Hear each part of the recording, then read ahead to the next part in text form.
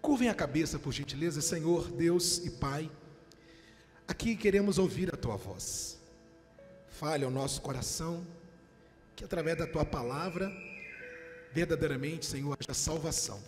Queremos Te ouvir. Louvamos e agradecemos ao Senhor. Amém. Pessoal, hoje à noite eu vou fazer uma live sobre Evangelho, tá? E uma coisa que eu sempre ensino para as pessoas: toda vez que você ler a Bíblia, procure analisar o contexto, ver o que vem antes, ler o que vem antes, o que vem depois, para você não ser enganado ou para você não ter interpretação errada. Por exemplo, nós vamos ler aqui Efésios 4 a partir do verso 25. Mas nós lemos o que vem antes no domingo passado.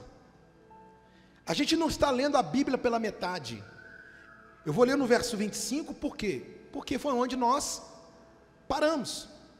Por exemplo, do 25 ao verso 29, ou melhor, ao verso 32, e até o versículo 1 e 2 de capítulo 5, o apóstolo Paulo ele fala de relacionamento. Ele fala de crente dentro da igreja. Ele fala como se comportar. Então, o contexto de Efésios 25, 4:25 até Efésios 4:32, ele está falando sobre relacionamento de cristão. Como deve se comportar um cristão verdadeiro. Então, eu já sei o pano de fundo dessa mensagem, eu já entendi já o que ele quer dizer aqui. Fica bem mais fácil quando você analisa o contexto e sabe para quê e para quem, sabe o que e para quem ele está falando, certo? Vamos ler primeiro todo o texto, depois a gente vem na explicação. Efésios 4, verso 25, diz assim: por isso, deixando a mentira, fale cada um a verdade com o seu próximo, porque somos membros uns dos outros. Irai-vos e não pequeis, não se ponha o sol sobre a vossa ira, nem deis lugar ao diabo. Aquele que furtava, não furte mais, antes trabalhe fazendo com as próprias mãos o que é bom, para que ninguém, ou para que tenha com que acudir ao necessitado. Não saia da vossa boca nenhuma palavra torpe, e sim unicamente a que for boa para edificação, conforme a necessidade, e assim transmita graça aos que ouvem. Verso 30. E não entristeçais o Espírito de Deus, no qual fostes selados para o dia da redenção. Longe de vós toda amargura e cólera, e ira, e gritaria e blasfêmias, e bem assim toda malícia. Verso 32. Antes, sede uns para com os outros benignos, compassivos, perdoando-vos uns aos outros, como também Deus em Cristo vos perdoou. Muito bem, vamos voltar no verso 25 agora. Voltando no verso 25. Por isso, deixando a mentira, fale cada um a verdade com seu próximo, porque somos membros uns dos outros. Aqui na tela comigo, de maneira bem resumida, diz assim, vamos lá? Falar a verdade significa não enganar. Aquele que mente é porque não considera os demais como parte da igreja do corpo de Deus. Entenda uma coisa, essas palavras não são para incrédulos. Paulo está falando para a igreja. Porque para o incrédulo lá fora, se tem uma coisa que é normal fazer, é mentir. Quem é o pai da mentira? Quem é que rege esse mundo? O diabo. Então, mentira no mundo é a coisa mais normal que existe. Então, Paulo está falando para a igreja: deixe a mentira, fale cada um a verdade com o seu próximo. Gente, eu vou falar uma coisa para vocês. A mentira, ela pode trazer uma grande confusão em tudo. Nessa semana eu falava para uma pessoa exatamente isso. Falei: olha, quando uma pessoa mente, ela está usando, na verdade, uma ferramenta demoníaca, porque quem trouxe a mentira, o autor da mentira é quem? Então toda vez que acontecer de mentir, toda vez que houver uma mentira, eu estou usando essa ferramenta. Então, se eu uso uma ferramenta demoníaca, o que eu vou trazer para aquele meio? Então, Paulo ele fala: deixe a mentira, ou seja, eu não posso alterar, eu não posso diminuir, fale a verdade, seja verdadeiro, porque quando a pessoa mente, se tratando de corpo, de igreja, é como se ela não considerasse os outros como membros do corpo. Se há um erro da parte da pessoa, ela deve reconhecer esse erro, mas mentir não. A mentira, como diz o ditado, tem perna curta. Mentira não pertence a quem é de Deus. Quando há mentira, há confusão. A confusão. Quando você ouvir alguma coisa, procure saber, puxe a corda para ver se essa informação procede. Fulano falou isso, Beltrano, deixa eu ouvir, deixa eu filtrar, deixa eu pesar isso. Porque as pessoas falam o que querem, gente. E não pense você que dentro da igreja todo mundo é verdadeiro. Não, nem todos que estão dentro da igreja são verdadeiros. E cabe a você, com a maturidade espiritual, entender isso. A mentira não é de Deus. Não queira aumentar ou diminuir, não. Seja verdadeiro. Fale a verdade. Mas a verdade pode doer, que doa, mas é verdade. Pode ver, onde há verdade, existe harmonia. Onde há mentira, o que tem? Confusão, desarmonia. Onde há verdade, há uma sintonia. Onde há mentira, há confusão. Então Paulo vem dizendo para a igreja, a carta aos Efésios, a carta à igreja em Éfeso, não é para incrédulo, é para a igreja. E aí, o verso 26, ele diz: irai-vos e não pequeis, não se põe o sol sobre a vossa ira. Aqui a explicação: se em razão da ira nós tivermos um acesso de agressividade, manifestando ódio e conflito, estaremos certamente pecando, ou seja, desobedecendo a uma ordem de Deus. A ira deve ser resolvida no dia em que se deu. Você não deve se irar, mas, se acontecer, que seja o menor possível o tempo que mantém essa ira no coração. Irai-vos, mas não pequeis. O bom mesmo é não irar, é não se irar. Mas se acontecer de houver uma ira, que isso seja resolvido quando? O mais rápido possível. Não se põe o sol, não não se põe o sol sobre a vossa ira. O que ele quis dizer? Não leve essa ira para o dia seguinte. Resolva. Fale o que precisa ser falado. Uma pessoa fez algo que você não gostou, chega até ele e fala a verdade. Uma situação está insustentável, chega para essa pessoa e fala: fulano, é assim, assim, assado. Resolva com ela, fale para ela, é com ela, então você tem que falar, é com ela, e resolva com ela, não leve isso para outro dia.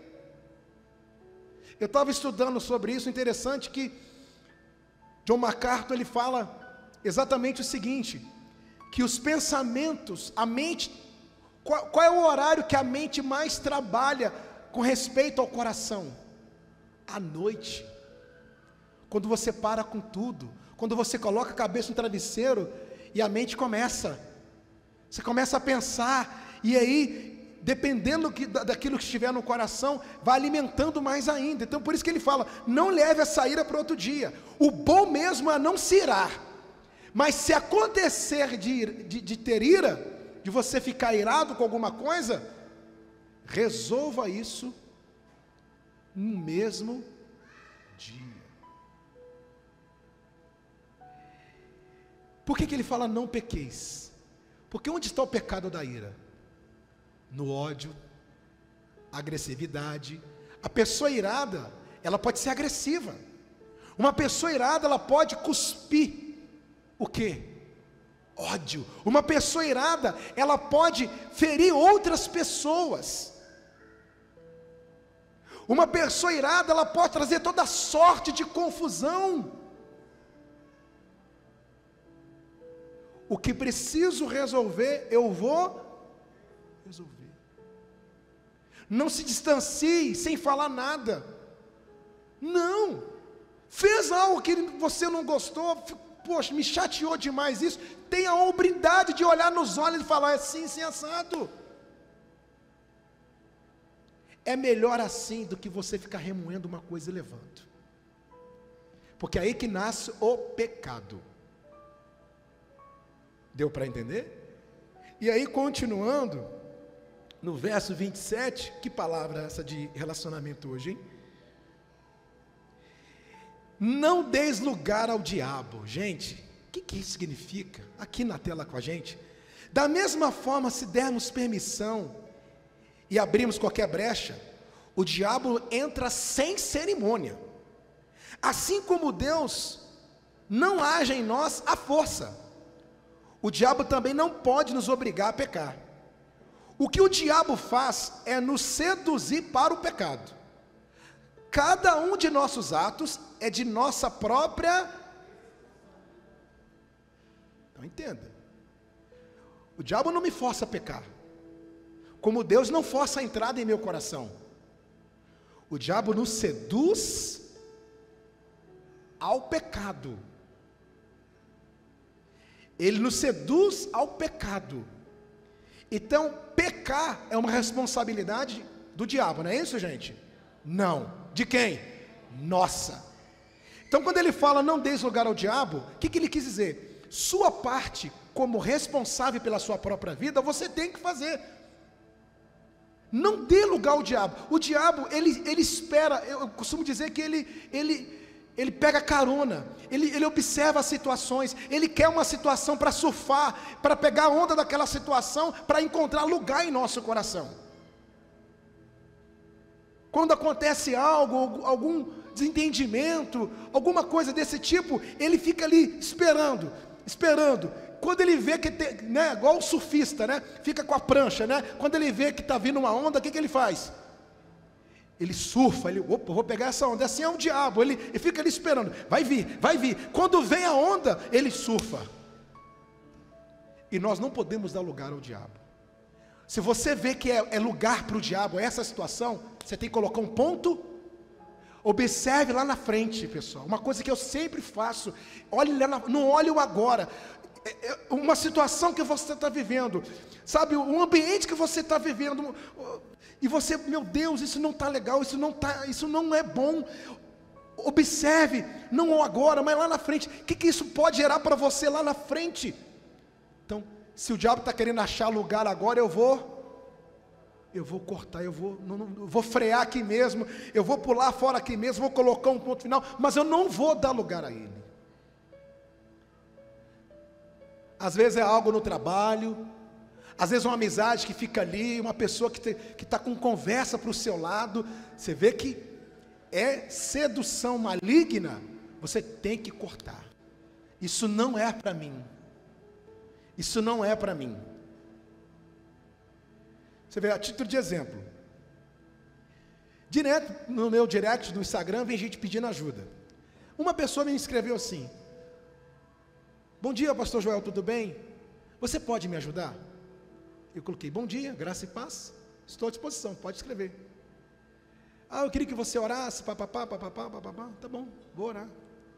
Aí a pessoa colocou assim no final: aqui, eu preciso receber uma mercadoria, só que o meu celular não está recebendo mensagem.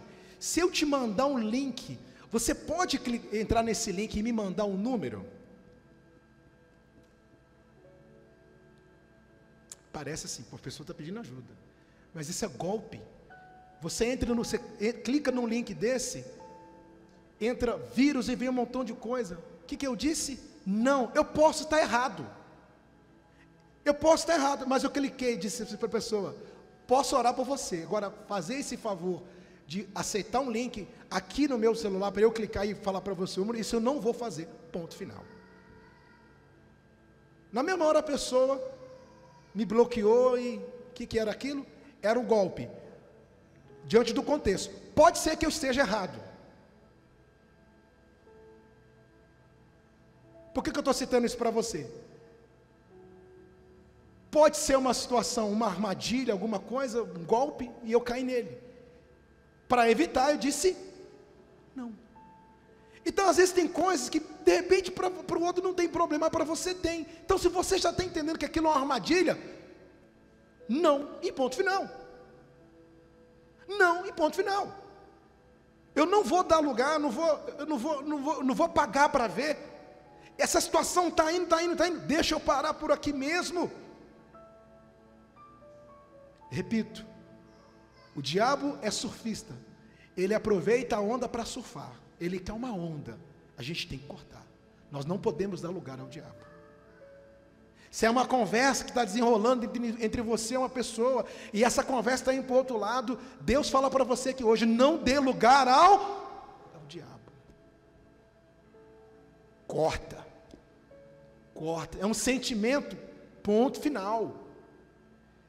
O diabo não sabe o que pensamos, mas ele envia, ele lança pensamentos ruins. Então a gente tem que tomar muito cuidado, pessoal.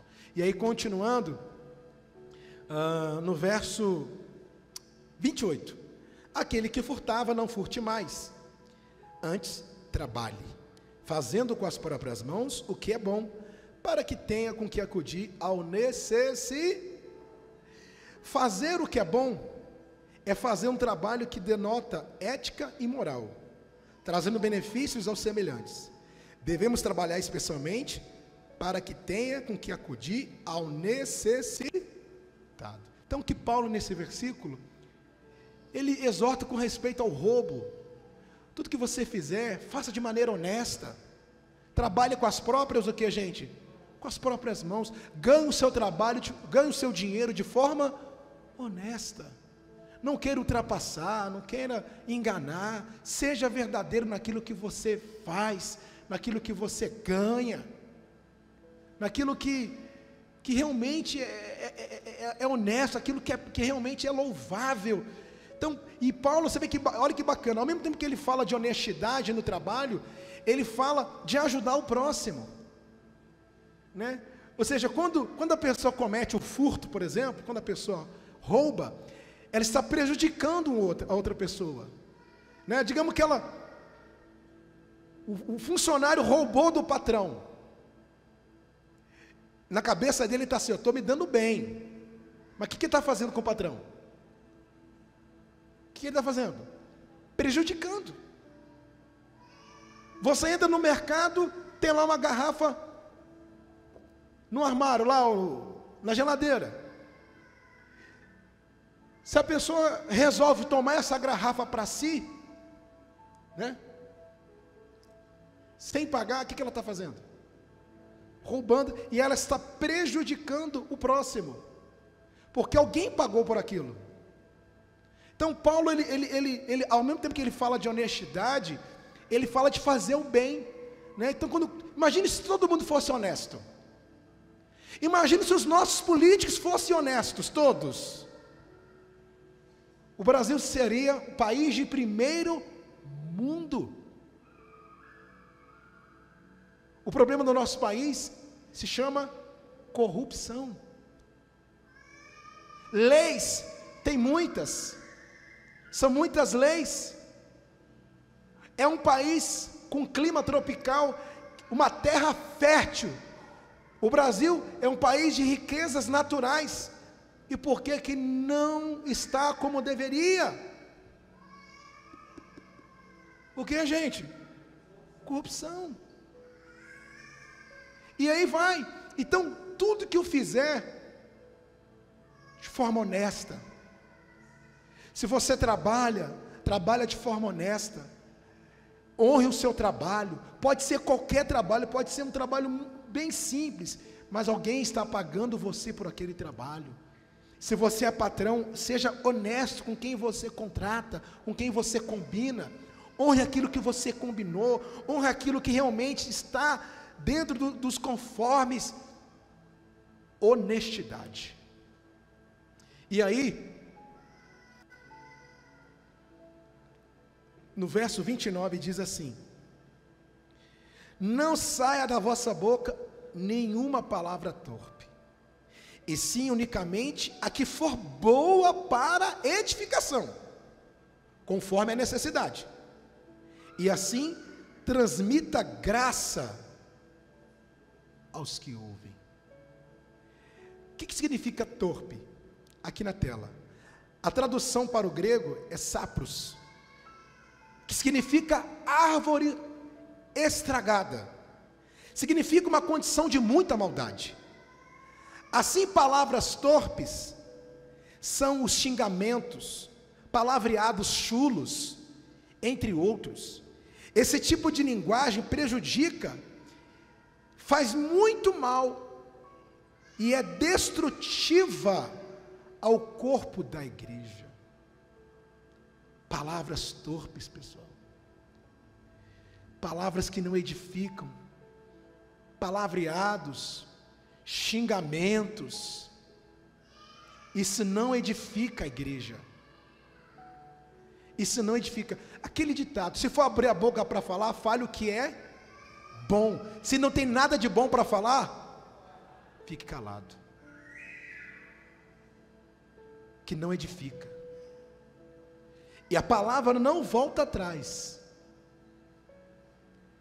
Por isso, toda vez que alguém falar alguma coisa com você, analise a intenção dessas palavras. Por que fulano está falando isso para mim? Nós temos que filtrar o que nós ouvimos. Nós temos que colocar na balança o que nós ouvimos. Bruna, que fala muito sobre isso, ela gosta de falar sobre isso, que uma palavra pode levantar ou derrubar. E é verdade. Palavras que não edificam, palavras torpes, elas só derrubam, elas não edificam. E aí, olha aqui na tela, por gentileza. Sempre que houver necessidade, tais palavras construtivas devem ser ditas, levando o bem-estar e ajuda aos necessitados. Esse tipo de fala sempre leva graça aos que escutam, pois tudo que falamos pode conter a graça de Deus ou a ação do diabo. Tudo que a gente fala. Tudo que a gente fala pode ter a graça de Deus ou a ação do diabo. Por isso, palavras boas, palavras construtivas, devem ser ditas. Eu falei da Daiane aqui, que o tio dela faleceu. Na quinta-feira, eu percebi que ela não estava vindo na igreja, já tinha umas 2 semanas. E aí mandou uma mensagem: Daiane, como é que você está? Está tudo bem? Você, o seu marido, seu tio que operou, tal.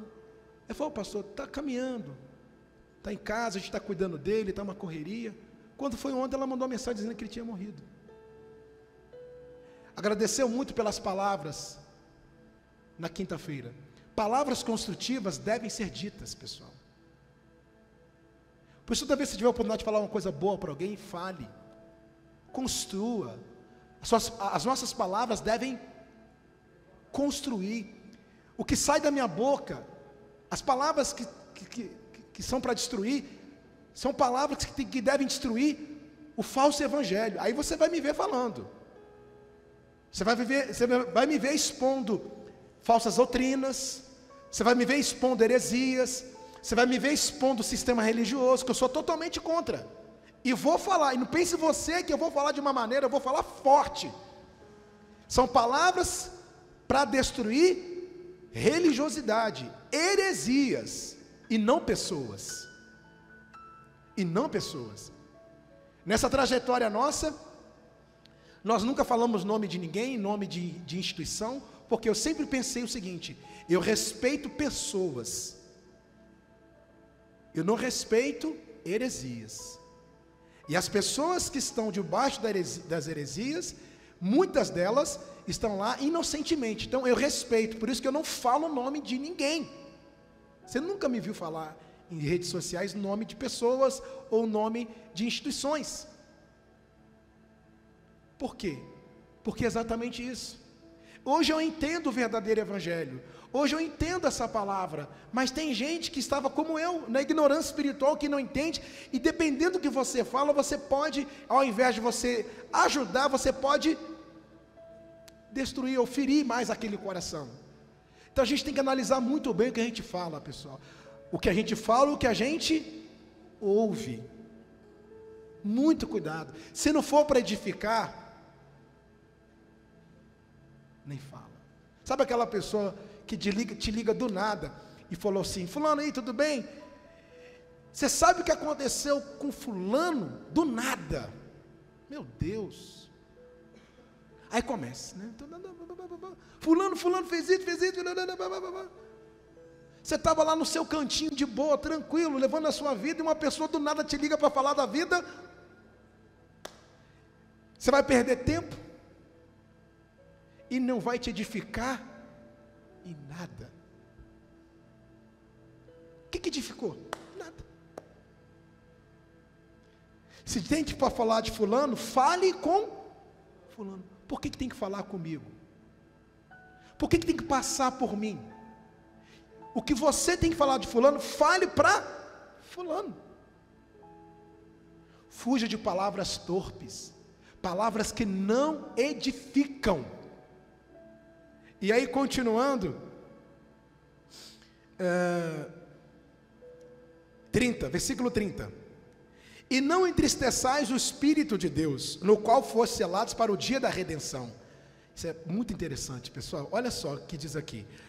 A causa desse tipo de tristeza vem do homem, e quem sofre as consequências é quem, gente? É o Espírito Santo. Como nós entristecemos o Espírito Santo? Com os nossos pecados. A gente pratica o pecado. Quem sofre as consequências do pecado? Além do homem, o Espírito Santo. Ele sofre, ele se entristece por conta dos nossos pecados. E aí, aqui continuando, Deus nos selou com o Espírito Santo, cuja marca prova que somos o povo escolhido de Deus. Este é o selo do Espírito Santo indicado no versículo estudado, que nada mais é que o processo pelo qual Deus marca o seu povo com o Espírito Santo, para provar que somos seu povo. Então entenda uma coisa, chamamos isso de batismo no Espírito Santo, ou experiência pessoal. Então vamos lá. Pelo qual fostes selados. Deus nos sela, nos marca, para nos identificarmos como seu povo. Por que eu sou povo de Deus? Por que você é povo de Deus? Porque Ele nos selou com o Espírito Santo. E volta a dizer, O batismo no Espírito Santo, alguns acreditam que é a segunda bênção. Primeiro você se converte, para depois, quando Deus quiser, você vai receber o Espírito Santo. Eu pensava assim, mas de acordo com as Escrituras, não é assim. Tem gente que pensa assim, respeito. Como acontece o batismo no Espírito Santo? No dia em que a pessoa se converte, no dia que nasce dentro dela o dom chamado arrependimento. E quem provoca o arrependimento no coração do ouvinte? Não é o Espírito Santo? Então quando ele provoca o arrependimento, o que ele faz? Esse se arrependeu, esse se voltou para Cristo, esse mudou de caminho, esse teve uma conversão. Então a partir de hoje, esse é meu. O que ele faz? O que ele faz? Para dizer que somos dele? Nos sela com o Espírito Santo. Ali é derramado o Espírito Santo. E o Espírito Santo, já vou terminar o raciocínio, ele nos conduz até o dia da redenção. Então no dia que a pessoa se converte, o Espírito Santo vem sobre ela e ele não sai. Por quê? Porque ele é o responsável pela conversão daquela pessoa. Amém?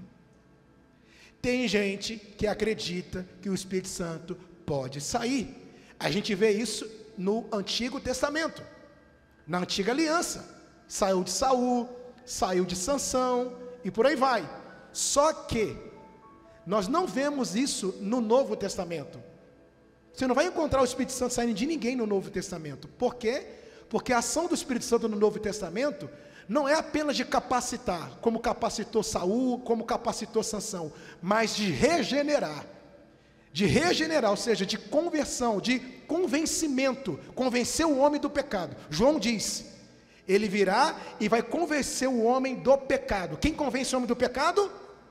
Ele convence e ele sela no dia do convencimento, e continua com a pessoa, e ele não sai. Pastor, e se essa pessoa pecar? Se de fato ela foi selada, ele continua ali, e é ela quem vai levantar aquela pessoa, e é ela quem vai convencer que a pessoa está pecando, que ela está errada, que ela precisa voltar para o caminho que nunca deveria ter saído. É assim que ele faz. Amém? Então Paulo fala, não entristeçais o Espírito Santo,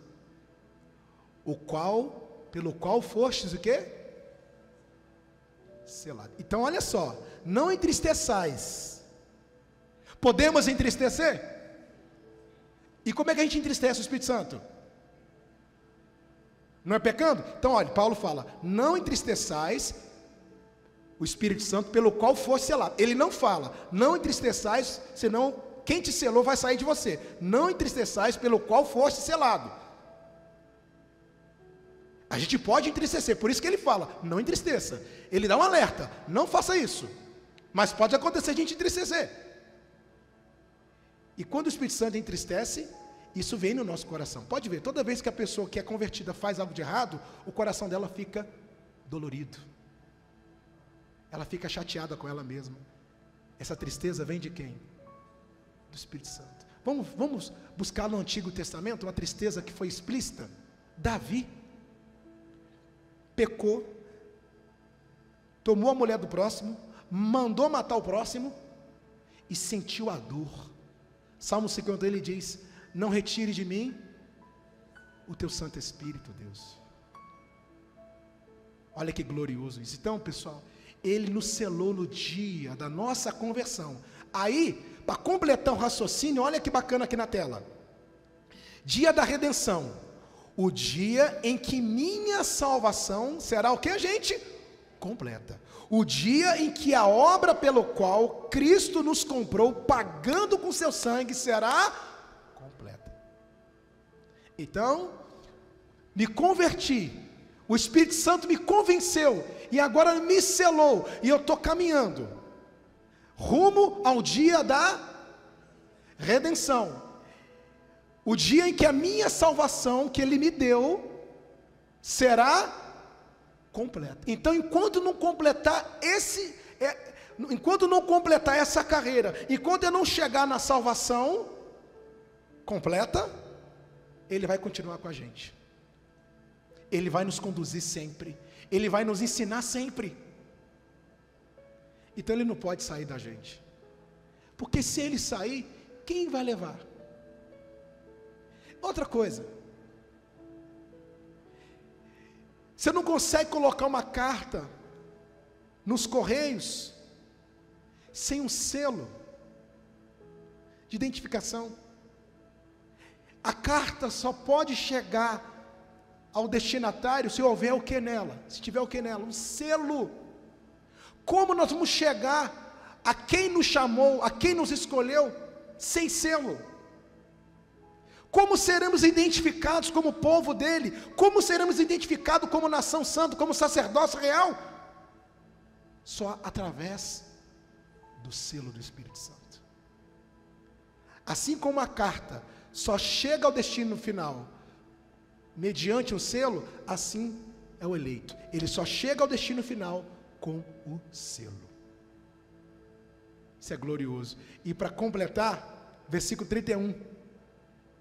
Longe de vós toda amargura, cólera e ira e gritaria, blasfêmias e bem assim toda malícia.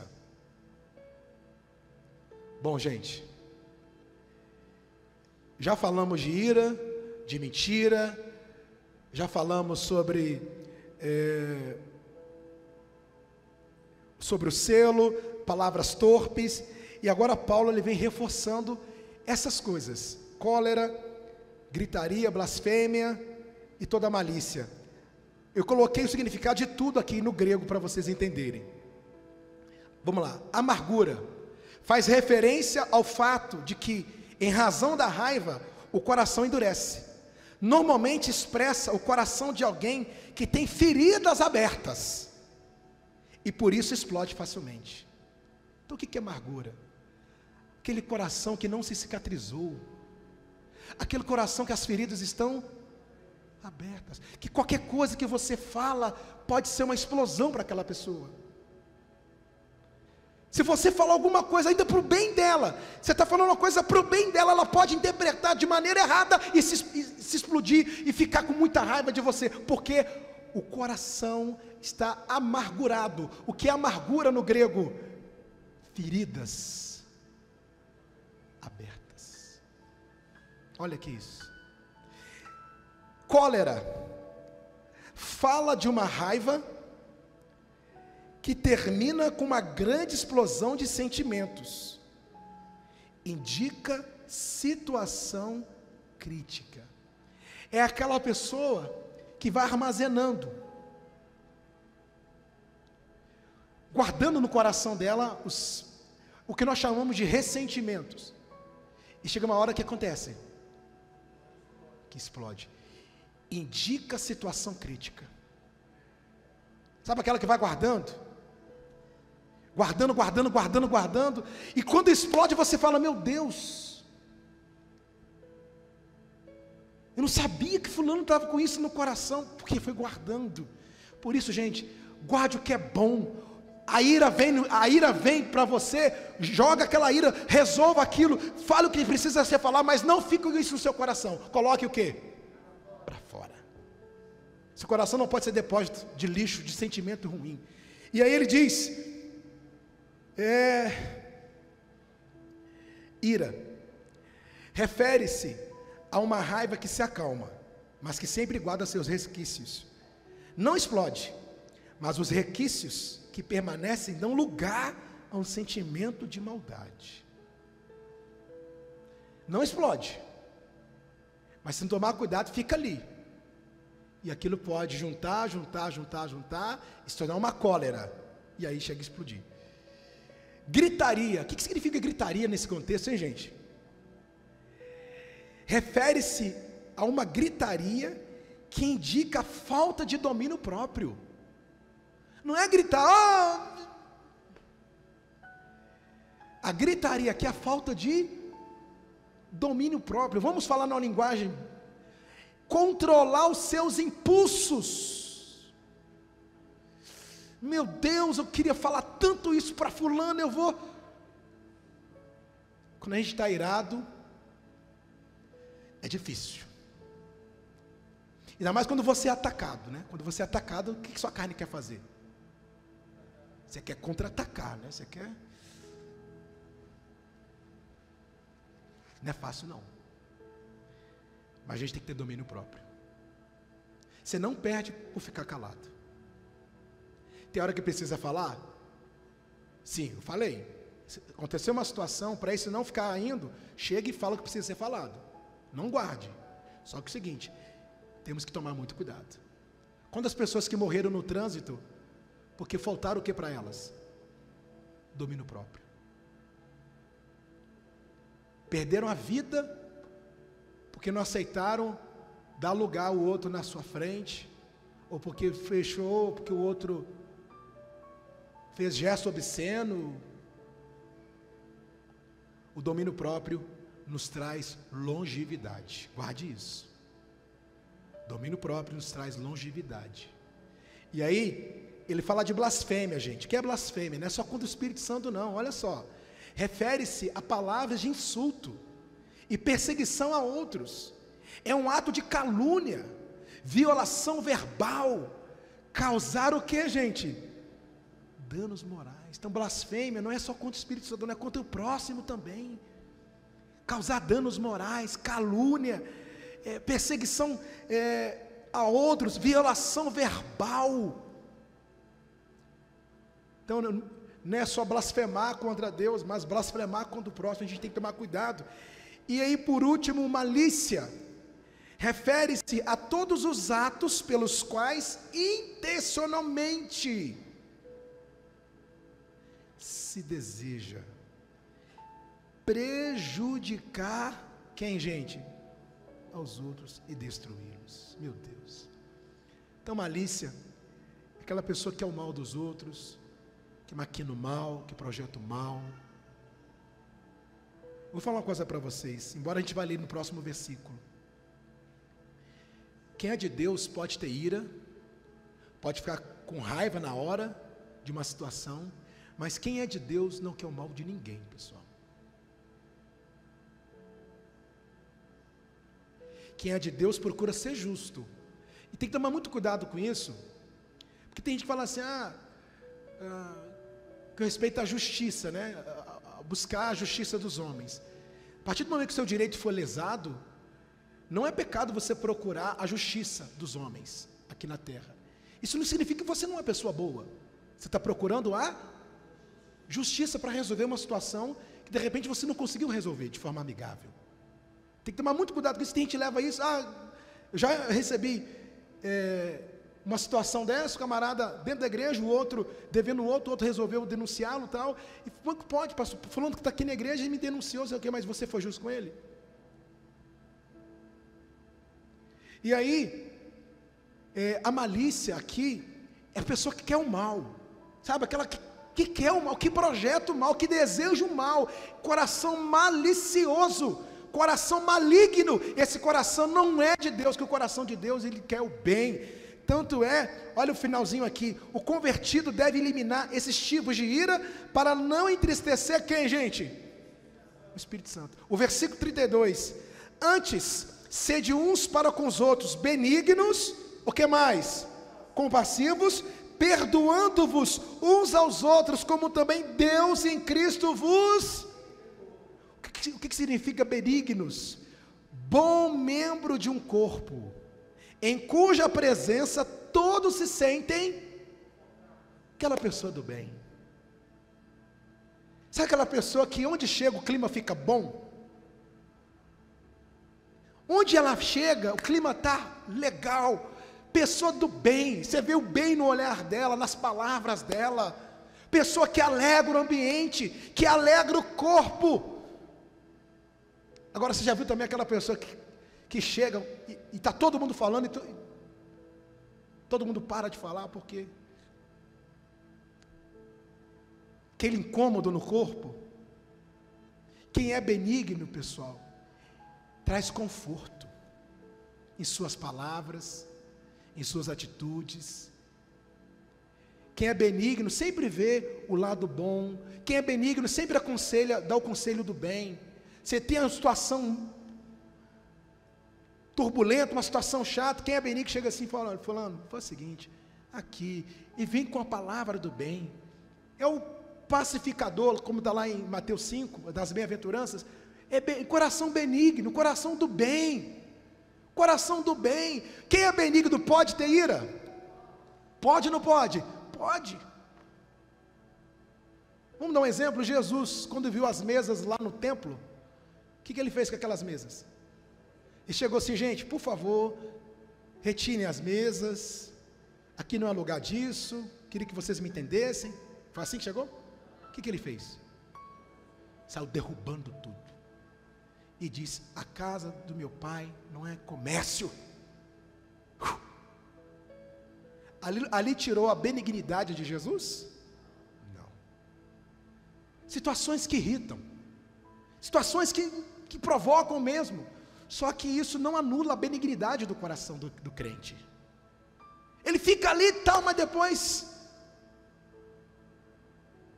se precisar dar um abraço, ele dá um abraço, porque ele é benigno. E outra coisa, compassivo. O que é compassivo? Grande compaixão. Perdoar como Cristo. Gente, para finalizar essa palavra, quero resumir essa palavra de hoje em uma só.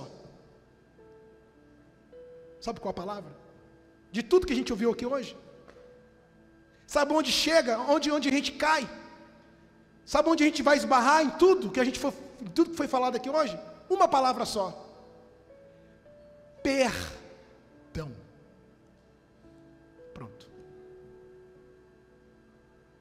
Você fala o que não deve e escuta o que não deve. Perdoe e peça perdão. Essa é a chave. Seja compassivo. Um detalhe importante: as pessoas me perguntam assim, direto: Pastor Joel, eu não quero mais ter vínculo com uma pessoa. Eu estou pecando? Eu respondo da seguinte maneira, assim: o perdão é bíblico. A Bíblia diz que a gente só recebe o perdão de Deus se a gente perdoa o próximo. Ah, mas o próximo, ele não merece o meu perdão. Eu pergunto para você: você merece o perdão de Deus?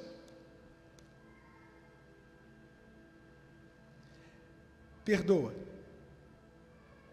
Ter vínculo, amizade, afinidade, já é uma outra história. O que não pode é você ter um coração magoado com aquela pessoa, que você quer o mal daquela pessoa, você está torcendo pelo mal dela, você não vê a hora de alguma coisa ruim acontecer com ela. Isso não é bíblico. Agora, se a partir do momento que você perdoa, e você olha, pelo meu bem, pelo bem dessa outra pessoa, eu acho melhor ela lá e eu aqui, amém, siga em frente. Porque eu acho que a amizade e a afinidade são coisas bem distintas, pessoal. Entre você perdoar e, pelo fato de você perdoar, você andar de mãos dadas com essa pessoa. Exemplo: o marido que se separou da esposa e vice-versa. Eles podem ser amigos, ou apenas conhecidos. Se separou da esposa, não tem mais vínculo com a esposa, mas não tem nada com respeito à esposa. Se houve alguma coisa, perdoou, e ela segue a vida dela para lá e eu sigo a minha para cá. Amém. O que não pode é o coração estar fechado ao perdão. Isso que não pode. Ah, o que ela fez comigo, vai acontecer a mesma coisa com ela. Isso não é benigno, isso é maligno. Isso não é coração de Deus. Ah, mas o que ela fez me doeu muito. Sim, peça para o Espírito Santo curar, para isso tirar essa amargura do seu coração. Então, pessoal, essa palavra de hoje se resume em uma palavra. Qual é a palavra? Perdão. Perdão de Deus e perdão das pessoas. E vou falar uma coisa para vocês. Eu estava vendo uma entrevista de uma psicóloga, achei interessante ela falando sobre isso, que daqui a uns anos a convivência,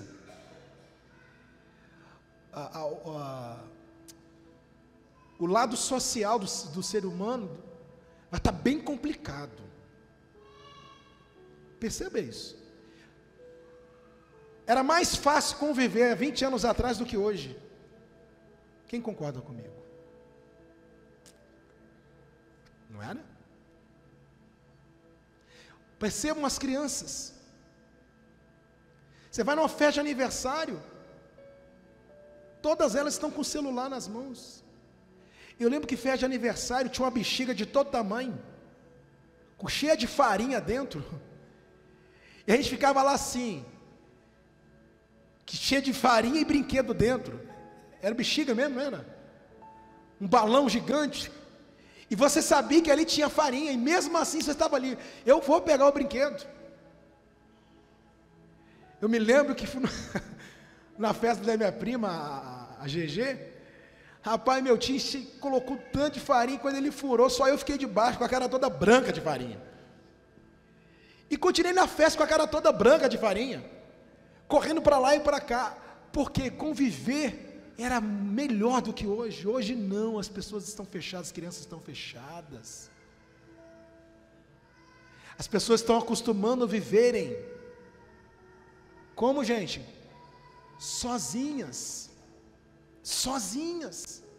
Então a convivência vai ficando difícil. Então, se a convivência vai ficando difícil, perdoar também vai ficando mais difícil. E hoje, pessoal, nós temos a internet, as redes sociais, onde as pessoas, desculpa a expressão, onde as pessoas vomitam suas vidas, vomitam seus podres, vomitam suas decepções, vomitam suas frustrações, tudo ali. E vai ficando mais difícil a convivência, mais difícil. Por isso, é buscar em Jesus o perdão dele todos os dias, estar pronto para perdoar o nosso próximo, relevar, deixar para lá e seguir sua vida em frente. Amém. Não levar a ira para outro dia, resolver no mesmo dia. Fique em pé no seu lugar, por gentileza. Que palavra maravilhosa. Que palavra. Sabe o que a gente vai fazer aqui agora? A gente vai pedir perdão e liberar perdão. Mas como assim liberar perdão, pastor? Você vai dar perdão a quem te fez mal. Essa pessoa não está aqui. Imagine, faça como se ela estivesse. Mas sai daqui hoje com o seu coração totalmente curado. Ah, pastor, meu passado foi massacrado, sabe? Eu fui massacrado no meu passado. Aconteceram tantas coisas na minha vida. Eu hoje olho para trás, eu fico com raiva de mim mesmo, por me permitir a tantas coisas atrás. Você não teve culpa, você não teve a maturidade que você tem hoje. Passou. O apóstolo Paulo, ele fala: esquecendo-me das coisas que para trás ficam e avançando para aquelas que diante de mim estão. Então, acabou. Você está hoje, vida nova, percurso novo, amém? Viva o que Deus te deu, fica remoendo o que aconteceu. O que aconteceu já aconteceu, é seguir em frente, amém? Feche os seus olhos. Senhor Deus e Pai,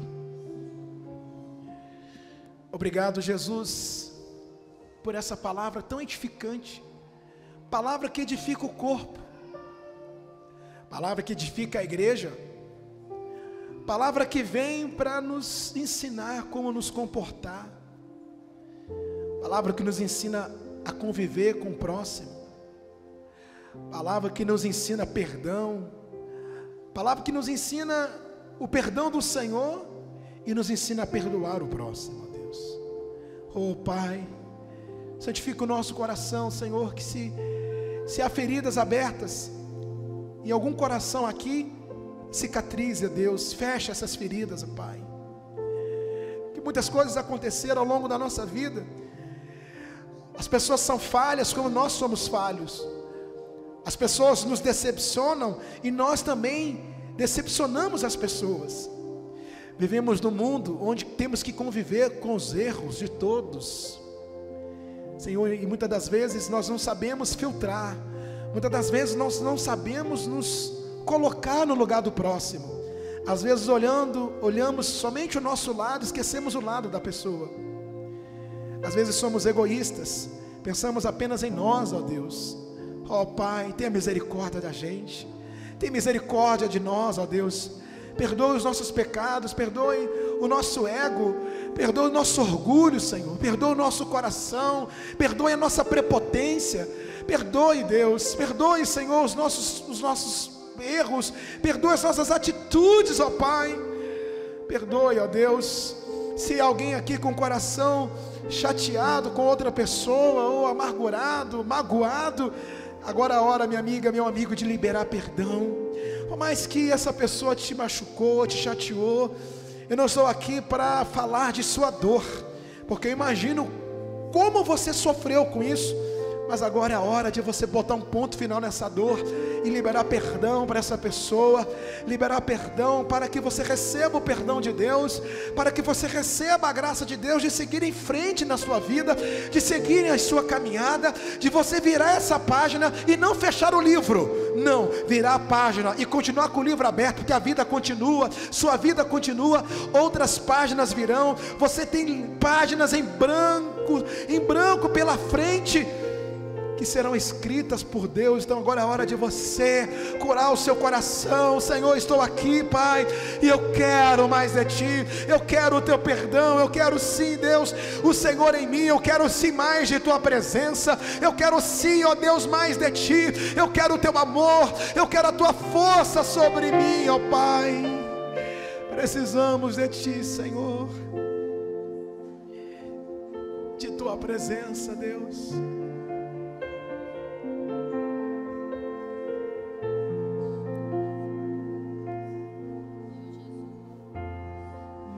Jesus, Salvador, outro igual não há. Todos os dias quero louvar as maravilhas de